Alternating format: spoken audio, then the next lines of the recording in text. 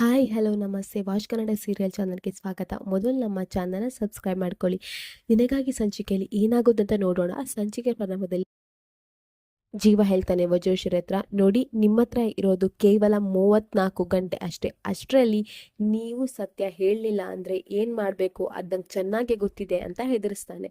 ಆವಾಗ ವಜುಶ್ರೀ ಹೇಳ್ತಾಳೆ, ಪರವಾಗಿಲ್ಲ, ಇವಾಗ ನಿಂಗೆ ಗೊತ್ತಾ ರೋಡಲ್ಲಿ ಆಕ್ಸಿಡೆಂಟ್ ಆಗುತ್ತೆ ಅಂತೆ, ನಿನ್ನ ಮಗಳು ಕೃಷ್ಣನೂ ಇದ್ದಾಳೆ, ಏನಾದರೂ ಆದರೆ ಏನು ಮಾಡೋದು ಅಂತ ಹೆದರಿಸ್ತಾಳೆ. ಆಗ ಜೀವ ಹೇಳ್ತಾನೆ, ಏನು ಹೆದರಿಸ್ತಿದ್ದೀರಾ? ನನ್ನ ಮಗಳಿಗೆ ಏನಾದರೂ ಮಾಡ್ತೇನಂತ ಹೆದರಿಸ್ತಾ ಇದ್ದೀರಾ? ಪರವಾಗಿಲ್ಲ, ನಾನೀಗ ನಿಮಗೆ ಒಂದು ಆಫರ್ ಕೊಡ್ತೇನೆ ಅಂತ ಹೇಳಿ ರಚನನ್ ರೂಮ್ಗೆ ಕರ್ಕೊಂಡು ಹೋಗ್ತಾನೆ. ಅಲ್ಲಿ ರಚನಾ ಮತ್ತೆ ಕೃಷ್ಣ ಮಲಗಿರ್ತಾಳೆ. ಆಗ ವಜಶ್ರೀ ಹೇಳ್ತಾಳೆ, ಇಲ್ಲ ಕರ್ಕೊಂಬಂದಿ ಅಂತ ಹೇಳ್ತಾಳೆ. ಆಗ ಜೀವ ಹೇಳ್ತಾನೆ, ಪ್ರತಿ ಸಲ ನೀವು ನಂಗೆ ಆಫರ್ ಕೊಡ್ತಿದ್ರಿ, ಇವತ್ತು ನಾನು ನಿಮ್ಗೆ ಆಫರ್ ಕೊಡ್ತೇನೆ. ಕೃಷ್ಣನ ಹೋಗಿ ಮುಟ್ಟಿ ಬರ್ಬೇಕು, ಸ್ವಲ್ಪ ಕೆನ್ನೆ ಸವರಿ ಬಂದ್ರೆ ಸಾಕು ಅಂತ ಹೇಳ್ತಾನೆ. ಆಗ ವಜಶ್ರೀ ಹೇಳ್ತಾಳೆ, ಏನು ಅಂತ ಹೇಳ್ತಾಳೆ. ಆಗ ಜೀವ ಹೇಳ್ತಾನೆ, ಹೌದು, ನೀವೇನಾದ್ರೂ ಕೃಷ್ಣನ್ ಹೋಗಿ ಟಚ್ ಮಾಡಿ ಬಂದ್ರೆ ನಾನು ಈ ವಿಷಯನ ಅಂದ್ರೆ ನೀವು ರಚನನ ತಾಯಿ ಅಲ್ಲ ಅನ್ನೋ ವಿಚಾರನ ನಾನು ಯಾರ ಹತ್ರನೂ ಹೇಳಲ್ಲ, ಡೀಲ್, ನಿಜವಾಗ್ಲೂ ಯಾರ ಹತ್ರನೂ ಹೇಳಲ್ಲ ಅಂತ ಹೇಳ್ತಾನೆ. ಆಗ ವಜ್ರೇಶ್ವರಿ ನಗ್ತಾಳೆ, ಅಷ್ಟೇ ಅಲ್ವಾ ಅಂತ ಹೇಳಿ ಅವಳು ನಿಧಾನವಾಗಿ ಹೋಗಿ ಕೃಷ್ಣನ ಮುಟ್ಲಿಕ್ಕೆ ಹೋಗ್ತಾಳೆ. ಇನ್ನೇನ್ ಕೃಷ್ಣನ ಮುಟ್ಬೇಕು ಅನ್ನುವಷ್ಟರಲ್ಲಿ ರಚನಾ ನಿದ್ರೆ ಕಣ್ಣಲ್ಲಿ ಅವಳ ಕೈಯನ್ನ ಗಟ್ಟಿ ಹಿಡಿತಾಳೆ. ಆಗ ವಜ್ರೇಶ್ವರಿಗೆ ಶಾಕ್ ಆಗುತ್ತೆ. ಆವಾಗ ರಚನಾ ಹೇಳ್ತಾಳೆ, ಅಮ್ಮ ಇಷ್ಟೊತ್ತಲ್ಲಿ ಇಲ್ಲಕ್ಕೆ ಬಂದಿದ್ದೀರಾ ಅಮ್ಮ ಅಂತ ಕೇಳ್ತಾಳೆ.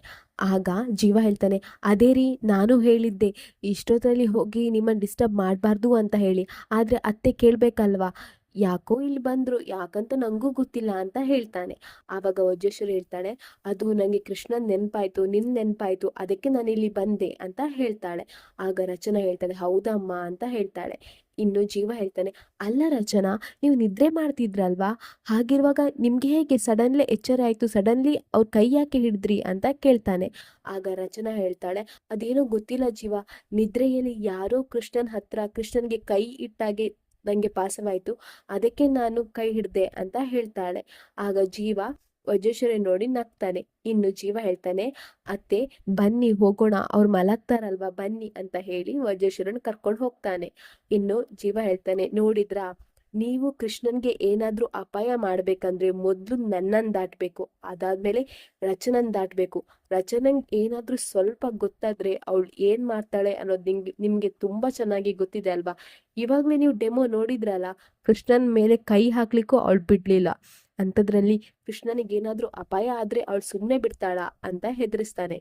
ಇನ್ನು ರಚನಾನ ಕರೀತಾನೆ. ಕರೆದು ಜೀವ ಹೇಳ್ತಾನೆ, ಬನ್ನಿ ಕುತ್ಕೊಳ್ಳಿ, ನೀವ್ ಯಾಕೆ ಯಾವತ್ತು ಟೆನ್ಷನ್ ಅಲ್ಲೇ ಇರ್ತೀರಾ, ಮೊನ್ನೆಯಿಂದ ನೋಡ್ತಾ ಇದ್ದೀನಿ ಟೆನ್ಷನ್ ಅಲ್ಲೇ ಇದ್ದೀರಲ್ಲ, ಯಾಕೆ ಏನಾಯ್ತು ಅಂತ ಹೇಳಿ ಬನ್ನಿ ಕುತ್ಕೊಳ್ಳಿ ಅಂತ ಹೇಳ್ತಾನೆ. ಇನ್ ಜೀವ ರಚನನ್ ತಲೆಗೆ ಎಣ್ಣೆ ಹಚ್ಚುತ್ತಾ ಇರ್ತಾನೆ. ಇನ್ ಹೇಳ್ತಾನೆ, ನನ್ ಮಾಧುರಿಗೆ ಹೀಗೆ ಮಾಡ್ತಾ ಇದ್ದೆ ಅಂತ ಹೇಳ್ತಾನೆ. ಇನ್ನು ರಚನಾ ಹೇಳ್ತಾಳೆ, ಅಲ್ಲ ಮಾಧುರಿ ಅವರು ಹೇಗೆ ಇದಾದ್ರು ಅಂತ ಅಂತ ಕೇಳ್ತಾಳೆ. ಆಗ ಜೀವ ಹೇಳ್ತಾನೆ, ನಾವೆಷ್ಟು ಖುಷಿಯಾಗಿದ್ವಿ ಗೊತ್ತಾ ರಚನಾ, ಕೃಷ್ಣ ಬಂದ್ಮೇಲಂತೂ ನಮ್ಮ ಖುಷಿಗೆ ಪಾರೇ ಇರಲಿಲ್ಲ, ಅಷ್ಟು ಖುಷಿಯಾಗಿದ್ವಿ. ಆದರೆ ಏನು ಮಾಡೋದು, ಒಂದು ಆಕ್ಸಿಡೆಂಟಲ್ಲಿ ಮಾಧುರಿ ನಮ್ಮಿಂದ ದೂರ ಆದ್ಲು. ಆಗ ರಚನೆಗೆ ತುಂಬಾನೇ ಹೆದರಿಕೆ ಆಗುತ್ತೆ. ಆಗ ರಚನಾ ಹೇಳ್ತಾಳೆ, ಆ ಆಕ್ಸಿಡೆಂಟ್ ಮಾಡಿದ್ದು ಯಾರಂತ ಗೊತ್ತಾಯ್ತಾ ಜೀವ ಅಂತ ಕೇಳ್ತಾಳೆ. ಆಗ ಜೀವ ಹೇಳ್ತಾನೆ, ಇಲ್ಲ ರೀ, 6 ವರ್ಷ ಹುಡುಕಿದ್ದೇನೆ, ಅವ್ರು ಯಾರಂತಾನೆ ಗೊತ್ತಾಗ್ಲಿಲ್ಲ, ರೋಡ್ ಹುಡುಕಿದ್ದೇನೆ, ಅವ್ನು ಯಾರಂತಾನೆ ಗೊತ್ತಾಗ್ಲಿಲ್ಲ, ಏನಾದ್ರೂ ನಂಗೆ ಸಿಕ್ಕಿದ್ರೆ ನಾನಂತೂ ಅವನನ್ನು ಬಿಡಲ್ಲ ಅಂತ ಸಿಟ್ಟಲ್ಲಿ ಹೇಳ್ತಾನೆ. ಆಗ ರಚನಾ ಮನಸ್ಸಲ್ಲೇ ಅಂದ್ಕೊಳ್ತಾಳೆ, ಅಯ್ಯೋ ಜೀವ, ನಾನ್ ಮಾಡಿದಂತ ಗೊತ್ತಾದ್ರೆ ನೀವು ನಂಗೆ ಏನ್ ಮಾಡ್ತೀರಾ, ನನ್ನ ಪರಿಸ್ಥಿತಿ ಏನು ಅಂತಕೊಂಡು ತುಂಬಾನೇ ಬೇಜಾರು ಮಾಡ್ತಾ ಇರ್ತಾಳೆ. ಕೃಷ್ಣಂಗೆ ಗೊತ್ತಾದ್ರೆ ಕೃಷ್ಣ ಏನ್ ಮಾಡ್ತಾಳೆ ಅಂತ ಅಂದ್ಕೊಂಡು ನೊಂದ್ಕೊಳ್ತಾ ಇರ್ತಾಳೆ.